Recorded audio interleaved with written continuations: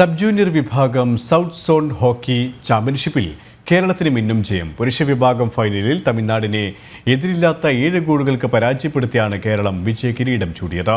വനിതാ വിഭാഗം ഫൈനലിൽ തമിഴ്നാടിനെ എതിരില്ലാത്ത 3 ഗോളുകൾക്ക് തോൽപ്പിച്ച് ആന്ധ്രാപ്രദേശ് ചാമ്പ്യന്മാരായി.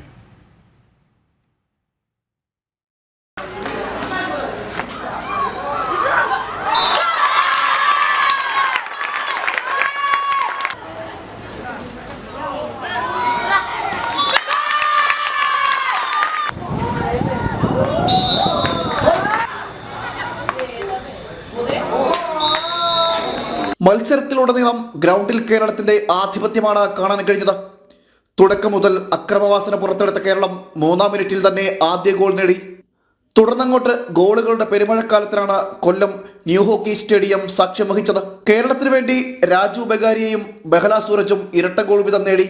മിൻസ് ദിനേശ്, അർമൻ തുടങ്ങിയവർ ഓരോ ഗോൾ വീതവും നേടി.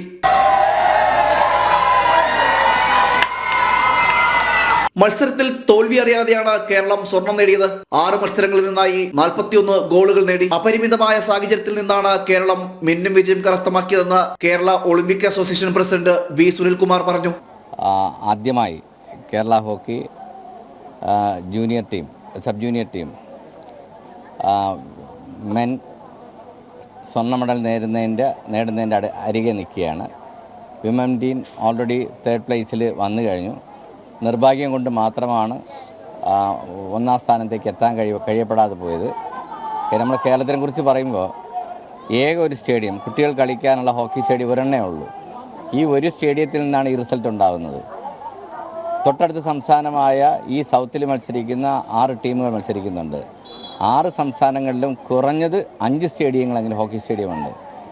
കർണാടകയിലാണെങ്കിൽ എല്ലാ ജില്ലകളിലും സ്റ്റേഡിയം ഉണ്ട്.